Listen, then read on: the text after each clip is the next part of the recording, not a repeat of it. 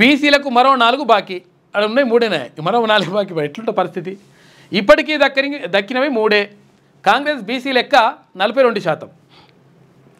ఈ లెక్కన అంటే అసలు యాక్చువల్గా 56.33 కాకుండా 42% ఇచ్చినా కానీ ఇంకా 4 రావాలి. ఈ లెక్కన బీసీలకు 7 మంత్రి పదవులు ఇవ్వాల్సిందే. క్యాబినెట్లో పద్మశాలి, గౌడ్, ముదిరాజులకు చోటున్నది. ఇక్కడ పద్మశాలి నుంచి ఇక్కడ కొండా సురేఖ, గౌడ్ నుంచి పొన్నం ప్రభాకర్ గౌడ్, తర్వాత ముదిరాజు నుంచి నిన్న వాకిటి శ్రీహరి ముదిరాకి ఇచ్చిండ్రు. అయితే ఇక్కడ మున్నూరు కాపు, యాదవ, ఎంపీసీలకు ప్రయారిటీ మరి లేదు, శూన్యం. ఎందుకు ఇస్తలేనని చెప్పేసి అడుగుతా ఉన్నారు. ఇక కేబినెట్ విస్తరణలో సామాజిక న్యాయానికి పెద్దపీట వేయాలని కాంగ్రెస్, తర్వాత వేయని కాంగ్రెస్, ఆ పార్టీ తీరుపై బీసీ వర్గాలు గుర్రుగా ఉన్నాయని చెప్పేసి ప్రత్యేక కథనం వేసింది శనార్థి తెలంగాణ దినపత్రిక. కాంగ్రెస్ పార్టీ బీసీలకు మరోసారి డోకా చేసింది. ఆదివారం జరిగిన మంత్రివర్గ విస్తరణలో బీసీ ఎమ్మెల్యేలకు సముచిత స్థానమే కల్పించలేదు. బీసీలకు అన్నింటా 42% రిజర్వేషన్లు అమలు చేస్తామన్న ఆ పార్టీ మంత్రివర్గంలో మాత్రం కొత్తగా ఒక్క బీసీ ఎమ్మెల్యేకి అవకాశం ఇచ్చింది. శాసనసభలో ఎమ్మెల్యేల సంఖ్యను బట్టి రాష్ట్ర మంత్రివర్గంలో 18 మందికి అవకాశం ఉంది. నిన్న 3 మంత్రులు కొత్తగా ప్రమాణ స్వీకారం చేశారు. వీరి ప్రమాణంతో ప్రస్తుతం తెలంగాణ క్యాబినెట్ మినిస్టర్ సంఖ్య 15కు చేరింది. అయితే ఈ 15 మంది మంత్రుల్లో ప్రస్తుతం బీసీ సామాజిక వర్గానికి చెందినటువంటి వారు 3 క్యాబినెట్లో ప్రాతినిధ్యం వహిస్తూ ఉన్నారు. వీరిలో గౌడ, పద్మశాలి, ముదిరాజ్ సామాజిక వర్గాలకు కేబినెట్ బెర్తులు దక్కాయి. ఇక మెజారిటీ బీసీలైనటువంటి మున్నూరు కాపు, యాదవ, కుర్మలకు కేబినెట్ స్థానమిద్ద లేదు. అయితే ప్రస్తుతం కేబినెట్లో రెడ్ల ఆధిపత్యం ఉంది.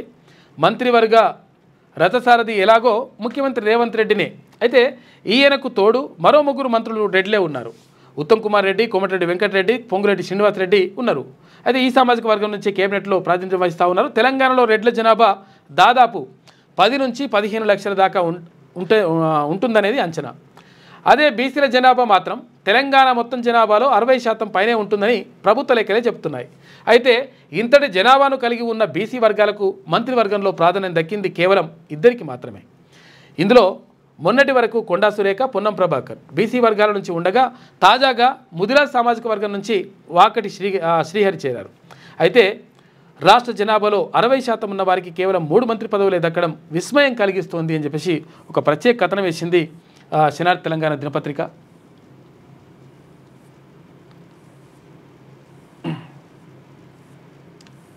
ఇక్కడ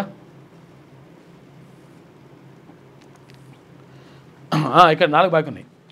రాష్ట్రంలో ఎస్సీ జనాభా దాదాపు 17% వరకు ఉంటుందని ప్రభుత్వ లెక్కలు చెబుతున్నాయి. అయితే వీరికి కాంగ్రెస్ పార్టీ సముచిత ప్రయారిటీనే కల్పించింది. మాల సామాజిక వర్గాలను హైకమాండ్ బ్యాలెన్స్ చేసింది. మాదిగ దాని ఉపకులాల నుంచి చెరి 2 చొప్పున మొత్తం 4 మంత్రి పదవులను వారికి కట్టబెట్టింది. ఈ వర్గాల నుంచి దామోదర్ రాజనరసింహ, బట్టి విక్రమార్క, తాజాగా అడ్లూరి లక్ష్మణ్ కుమార్, తర్వాత వివేక్ వెంకటస్వామి చేరికతో మొత్తం 4 మినిస్టర్లు అయ్యారు. అయితే రాష్ట్రంలో కేవలం 10 నుంచి 15% జనాభా ఉన్న రెడ్లకు 4 పోర్టుఫోలియోలు దక్కగా తెలంగాణలో 17% జనాభా ఉన్న ఎస్సీలకు మరో 4 మంత్రి పదవులు దక్కాయి. ఇక ఈ 2 సామాజిక వర్గాలు కలిసినా బీసీ జనాభాలో సగం కూడా ఉండవు. అయినా కాంగ్రెస్ పార్టీ ఈ 2 సామాజిక వర్గాల ఎమ్మెల్యేలకు చెరో 4 మినిస్టర్ పోస్టులను కట్టబెట్టింది. అదే ఈ 2 సామాజిక వర్గాల కన్నా రెట్టింపు జనాభా ఉన్నటువంటి బీసీ వర్గాలకు మాత్రం 3 మంత్రి పదవులు దక్కడం గమనార్హం. వాస్తవానికి కాంగ్రెస్ పార్టీ చెప్పిన కామారెడ్డి డిక్లరేషన్ ప్రకారం బీసీల 42% రిజర్వేషన్ విధానాన్ని అమల్లోకి తీసుకుంటే మరో 4 మంత్రి పదవులు వారికి బాకీ ఉందని చెప్పాలి. అయితే అదే 56% జనాభా దామాషను లెక్కిస్తే మాత్రం మరో 2 పదవులు అదనంగా ఇవ్వాల్సిందే, అంటే 9 అవుతాయి.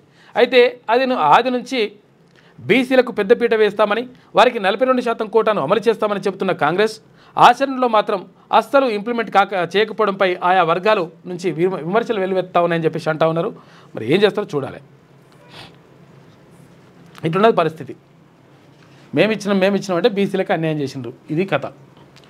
లేటెస్ట్ న్యూస్ తెలుగు మరియు ఇంగ్లీష్ అప్డేట్స్ కోసం ఇప్పుడే క్యూన్యూస్ అఫీషియల్ యాప్ ని ప్లే స్టోర్ నుండి డౌన్లోడ్ చేసుకోండి. సరికొత్త సమాచారాల కోసం క్యూన్యూస్ వెబ్సైట్ ని ఫాలో అవ్వండి. ఛానల్లో ప్రాంతీయ, జాతీయ, అంతర్జాతీయ వార్తలు వీక్షించండి. లైక్ చేయండి.